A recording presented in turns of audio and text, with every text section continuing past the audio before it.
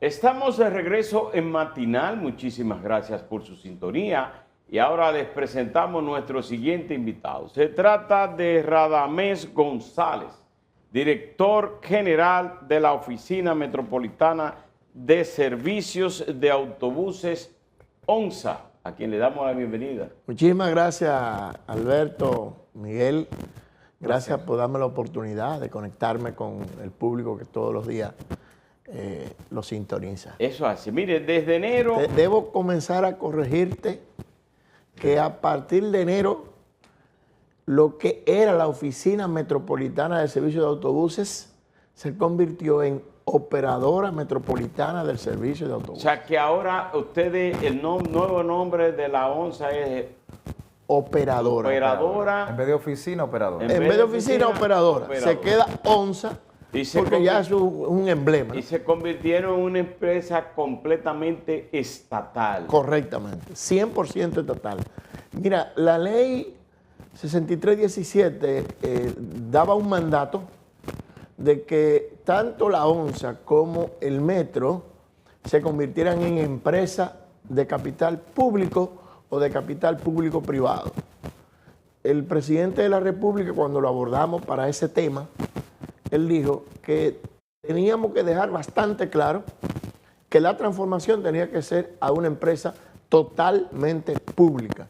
Y efectivamente así se hizo y desde enero ya la ONSA, que es la operadora, está funcionando como una empresa de capital ¿Cuántas público. unidades de autobuses tienen ustedes y cuántos de estos autobuses van a ser llevados al servicio? O sea, si van a contratar algún tipo a través de empresas de bancos o a través de préstamos internacionales, ¿cómo lo van a hacer? Mira, en primer lugar, nosotros estamos trabajando de la mano con el FITRAN y con otras instituciones vinculadas al sector transporte, con la finalidad de ver si podemos en un corto tiempo acceder a líneas de crédito en las que podamos adquirir unidades nuevas y en este caso un par de corredores con autobuses eléctricos. Vamos muy avanzados, aspiramos a que a más tardar a finales de este año o principios del otro, poder tener ya un par de corredores en esa dirección, y lo vamos a hacer con financiamiento del Banco Estatal, en este caso el Banco Reserva, y en otro caso con manifestación de intereses de personas que quieran acercarse a nosotros, sobre todo en el área de los temas eléctricos. Tú sabes que el presidente desde el primer momento ha manifestado su intención de que los vehículos eléctricos puedan tener más salida en la República Dominicana y nosotros vamos en esa dirección.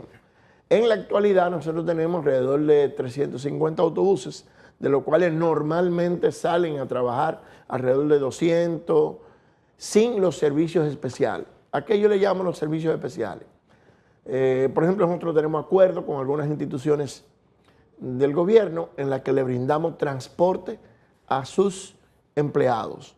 Lo mismo, nosotros tenemos más de 70 autobuses en servicio con el Ministerio de Educación. Se trae correctamente. Entonces, cada día la demanda es más, porque a todo esto, al nosotros ser ahora empresa pública, podemos darle servicio a otras instituciones públicas o privadas de tal manera que nosotros podamos ir disminuyendo el subsidio que nos dé el gobierno, que eso nos sirva de ingreso para que el subsidio que dé el gobierno, o sea, por necesidad, pueda ir disminuyendo. La nueva ley lo manda a ustedes a ser más eficientes, entonces. Necesariamente. Y obligatoriamente a ser autónomos en la adquisición de recursos. Hacia allá es que debemos ir. Pero recuerda que... es poco a poco. Supongo. Claro, eso debe ser poco a poco porque no es tan fácil. Es más, no conozco un sistema de transporte en ninguna parte que no tenga que ser subsidiado por el Estado, porque es sobre todo el transporte masivo en la ciudad. Es altamente costoso y además brinda un servicio a la gente que menos pueden. Por vía de consecuencia, evidentemente tiene que ser subsidiado. Bueno, aparte de los planes y nuevos proyectos de adquisición de autobuses electrónicos, nos gustaría saber qué otros planes contempla la ONSA ya como empresa pública. Mira, nosotros tenemos que estar fijos pensando en la necesidad de dar un buen servicio al ciudadano que lo necesita. Y nosotros hemos abierto las posibilidades de que cualquier empresa pública o privada pueda acceder a la ONSA a contratar su servicio. Para eso nosotros tenemos que estar siendo eficientes. 1, 2, nosotros estamos en la obligación de crear nuevos corredores y para tales fines permanentemente, como en la actualidad esa ley manda a que sea el Intran que decida quiénes van a ir a operar una ruta, entonces nosotros normalmente le estamos solicitando al Intran la posibilidad de nosotros acceder a nuevos corredores. Y hoy por hoy, por ejemplo, tenemos nuevos corredores que se están añadiendo a lo que teníamos antes y eso nos va a llevar poco a poco a que la ONSA sea totalmente eficiente y sobre todo que pueda autogenerar los recursos que se necesitan para poder mantenerse como una empresa rentable. En el caso de los corredores, ¿ustedes dónde están? ¿En cuál corredor? Porque está la Núñez de Cáceres, está Núñez de Cáceres y Winston Churchill son corredores privados. Son privados. Usted está la Lincoln sí es de nosotros, correctamente. Okay. La Lincoln. ¿Y cuáles son los 27 de febrero, Ciudad Juan Bosch, Kennedy. Pero están en Santiago. También en Santiago y en Barahona. Y en Barahona. ¿Qué otras ciudades pueden integrarse? Todavía no tenemos, porque recuérdate que por ahora... La falta ni siquiera es por eso. No, ni siquiera es por eso. Es porque anteriormente, por la necesidad, por una necesidad cualquiera, el gobierno decía, vamos a poner la ONSA en X pueblo. Ahora, después de esa ley, no se puede hacer eso. No. Tiene que ser a través de una licencia que te otorgue el Intran. Y entonces eso está sujeto a muchas situaciones que no hay por qué discutirla aquí. Pero sobre todo por el tema del interés de los privados. Los precios, fíjate, sí, perdóname, fíjate que por ejemplo, Ciudad Juan Bosch, hoy es uno de los corredores más importantes para nosotros. Pero ¿por qué fue la ONSA a Ciudad Juan Bosch? Porque cuando se creó esa ciudad, que realmente es una ciudad, ningún privado quería meterse porque no había rentabilidad. Entonces ahí debió entrar la ONSA. Ahora es rentable, ahora todo el mundo lo quiere. Entonces, eso es lo que sucede normalmente con nosotros como empresa pública. En los lugares, por ejemplo, nosotros conseguimos la certificación, la licencia de un corredor que va a estar en Atonuevo, detrás de los Alcarrizos. Es una ciudad que se está construyendo donde se están haciendo más de 20,000 apartamentos. Entonces, ahí todavía nadie quiere entrar porque no es rentable. ¿Y esto iría con el transporte unificado, con el teleférico? Claro, con el transporte unificado, que es otra de los servicios que nosotros estamos dando, caminero. Mira, tú te montas en el teleférico de los Alcarrizos, en la última parada. Y entonces cuando tú sales a la autopista Duarte, tú te montas en el autobús de la ONSA sin pagar un centavo sin adicional, tener que volver a pagar y llega hasta el Huacalito por la 27 de febrero. ¿Cómo? Y viceversa, si te vas de aquí para allá, te montas en el autobús, te desmontas en el teleférico, aborda el teleférico y no tienes que pagar. Eso es una tarifa unificada y solo paga 35 pesos. Por vía de consecuencia, necesariamente tiene que ser en ese sentido, Rames, ¿han contemplado ustedes incluir en el transporte unificado a la ruta de la Abraham Lincoln? Sí, sí, claro. No solo la ruta de Abraham Lincoln. La intención que se tiene es que todas las rutas de los nuevos corredores sean unificadas. No importa que sea privada o que sea pública. Digamos que si tú vienes en el autobús por la 27 de febrero y vas hacia la feria, tú puedas desmontarte del autobús de la ONSA, abordar el autobús privado sin tener que volver a pagar. Hacia allá es que vamos.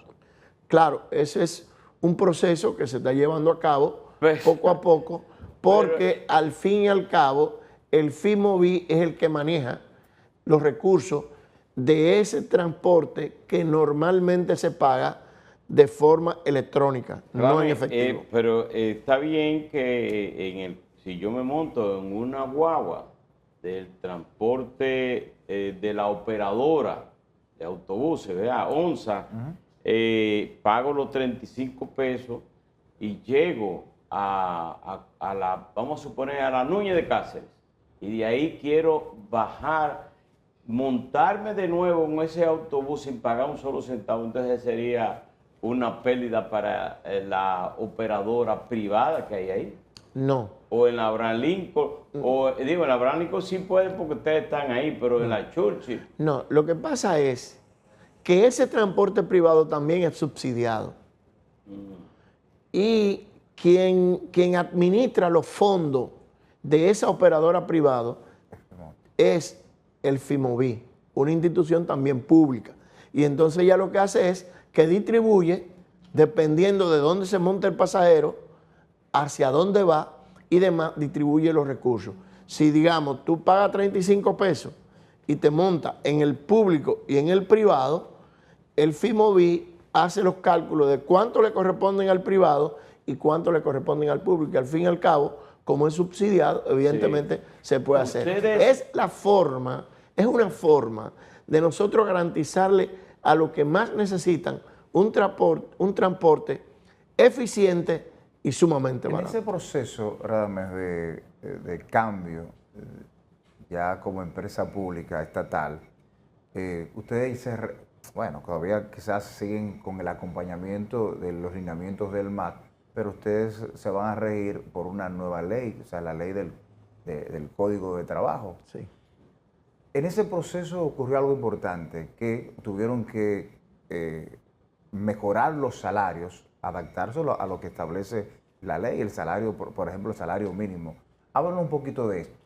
Mira, una de las cosas que digamos los empleados de la ONSA han celebrado más es precisamente eso. Más del 84% de los empleados de la ONSA ganaba menos del sueldo mínimo de una empresa. Más del 55% ganaba entre 10 y 13 mil pesos.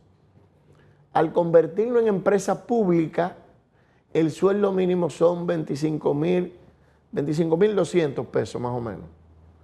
Entonces, nosotros tuvimos que hacer prácticamente un aumento general de salario, en muchos casos con más del 150% de aumento.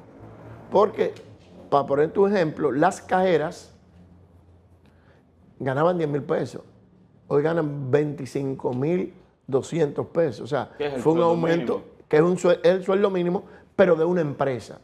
Claro, eso nos ha generado, lamentablemente, que el subsidio tenga que aumentarse porque no tenemos la posibilidad de nosotros garantizar con los ingresos que tenemos, esos egresos que tenemos por el buen pago a los empleados de nuestra institución. Ustedes tenían la intención, no sé si lo lograron, y esa es la pregunta, tecnificar, ¿verdad?, el sistema en cuanto al cobro o al pago. Hablaban de una tarjeta al estilo del metro. ¿Han podido? Sí, hemos avanzado bastante. De hecho, el corredor Ciudad Juan Bosch es exclusivamente con dinero plástico. La Abraham Lincoln también. Una parte de la 27 de febrero, porque el sistema integrado necesariamente tiene que ser con tarjeta, no puede ser en efectivo. Y entonces en la 27 de febrero, igual que un corredor que sale desde el teleférico de los Alcarrizos hasta el kilómetro 9, también es con pago electrónico. Porque de la única manera que tú puedes garantizar el pago unificado es utilizando tarjeta. Tanto tarjeta de crédito, tarjeta de débito, tarjeta que proporciona. Claro, claro. Esa es la intención. Y la intención que se tiene que 100% se pueda considerar el pago así. ¿Tiene Wi-Fi las guaguas? Sí, en su mayoría tienen Wi-Fi, en su mayoría. Pretendemos en poco tiempo que podamos lograr que todos los autobuses puedan tener Wi-Fi. Radamés, ¿tú crees que hace falta o el país tiene la necesidad de que existan carriles exclusivos, como vean? Claro, claro. Mira, una de las dificultades, y yo lo he planteado desde el primer momento que llegué a la ONSA, ¿cuál es la dificultad que tenemos hoy? Yo pienso que si nosotros lográramos carriles exclusivos, por ejemplo, caso de la 27 de febrero, nosotros sacamos autobuses del kilómetro 13 a 5 minutos de diferencia. Ahora, ¿qué sucede? Que antes de llegar a la 27 con Isabel Aguilar, es posible que tú veas 3 y 4 autobuses, uno pegado del otro. Porque a la medida que viene entaponándose la ciudad, vienen acercándose los autobuses y entonces eso rompe la frecuencia de más adelante. Si nosotros lográramos carriles exclusivos en algunos tramos, yo te aseguro que la gente utilizara mucho más el autobús y fuera mucho más fácil tú montarte en un autobús que salir manejando tu carrito desde la periferia de la ciudad hacia el centro de la ciudad. Lo hemos conversado con el Intran, lo hemos conversado con la DGC y se están dando los pasos del lugar en el Gabinete de Transporte para que por lo menos en algunos tramos de esas avenidas puedan hacerse carriles exclusivos. Pero mientras no haya sanción para aquellos conductores que utilizan los corredores, si es que se está, porque existía, pero el desorden que hay siempre en el transporte, eso prácticamente se eliminó. Estuvimos en Fitur, todos los que han viajado a España para enero, en Fitur, usted va montado en un taxi y ese taxista le huye como el aguijón del diablo a meterse en un corredor, porque hay una sanción inmediatamente, una multa. Entonces, mientras no haya sanción para aquellos conductores privados y de transporte público normal, eso no va a tener ningún sentido. Tú tienes toda la razón, pero recuérdate que en una ocasión habían carriles exclusivos en alguna avenida de aquí y la gente los respetaba. Los respetaba, entonces, pero... lo que tenemos que volver a hacer lo mismo. Pero dijiste, alguna gente, es que tiene que respetarse. No. La gente lo respetaba. La gente lo respetaba porque había consecuencias. Y a mí me consta. Entonces, eso es lo que tenemos que volver, hacia allá que tenemos que volver, a que se respete. Mira, yo estaba anoche escuchando el tema de algunas personas que mencionaban un local comercial que hay en una de las avenidas de la ciudad. Entonces, es más cómodo para el dueño de un vehículo pararse fuera, hacer un entaponamiento, que entrar al parqueo. ¿Pero por qué sucede eso? Porque no hay consecuencia. Si hubiera una grúa que se llevara el vehículo y le pusiera una multa de 5 o 6 mil pesos, esa persona no se parquea en la calle, va al parqueo del establecimiento. Entonces, hacia allá tenemos que ir. Y la ley 6317 estableció multa bastante alta. Lo que pasa que por cualquier razón todavía no se están aplicando. ¿Y por qué yo pienso que no se están aplicando? Bueno, quien debe establecer la multa es la DGC.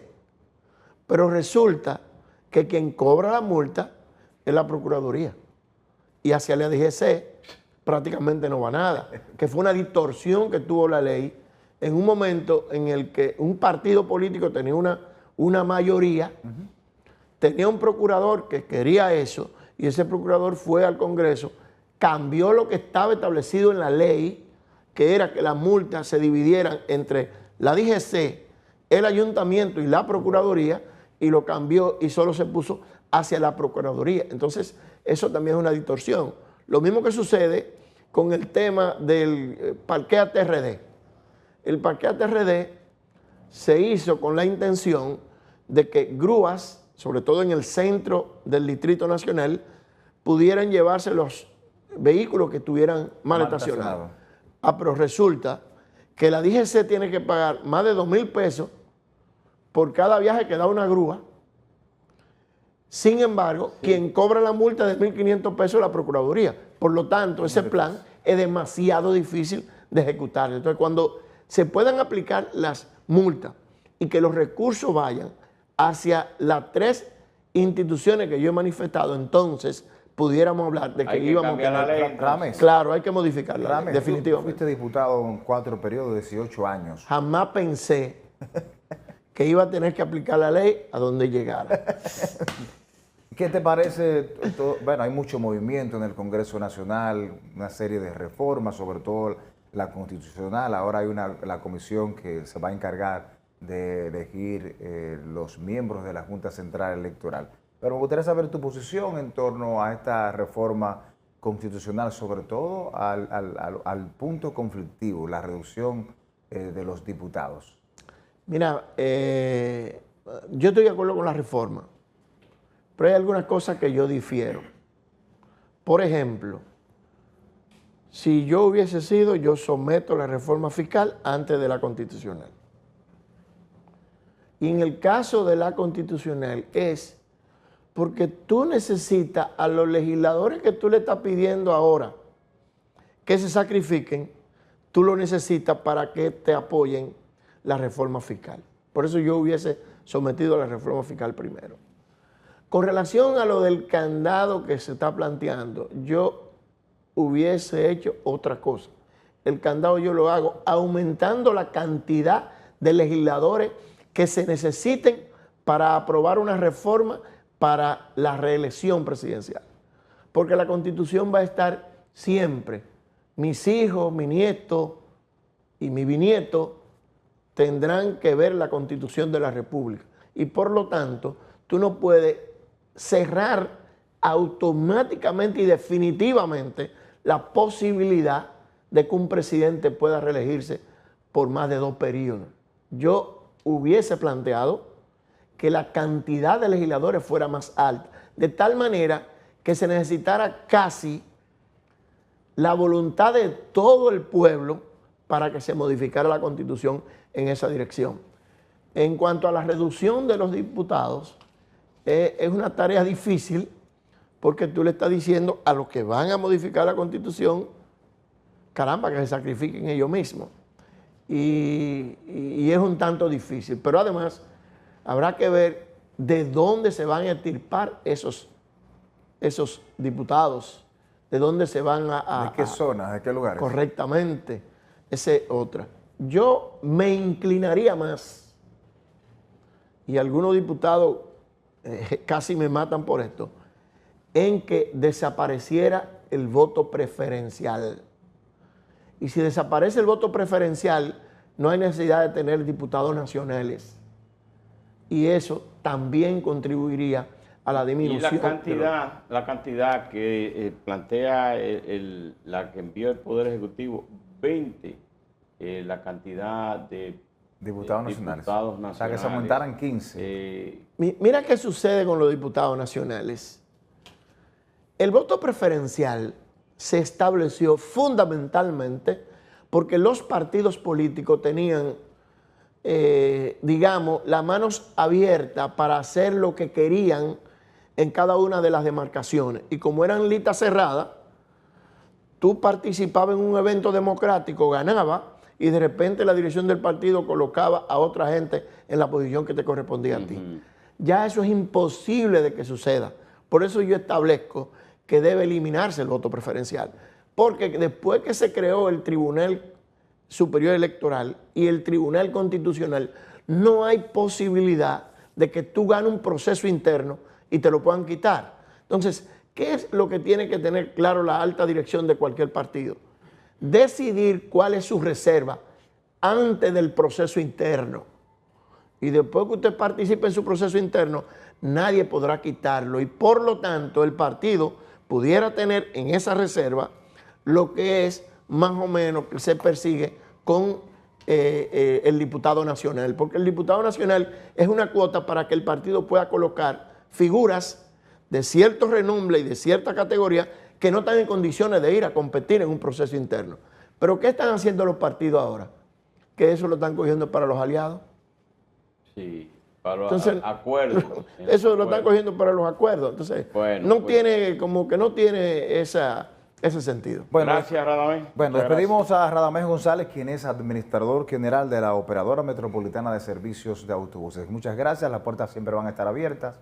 A ustedes gracias por esta sintonía. Les invitamos a que continúen disfrutando de nuestra programación. Nos vemos mañana de 6 a 8 de la mañana. Cuídense mucho.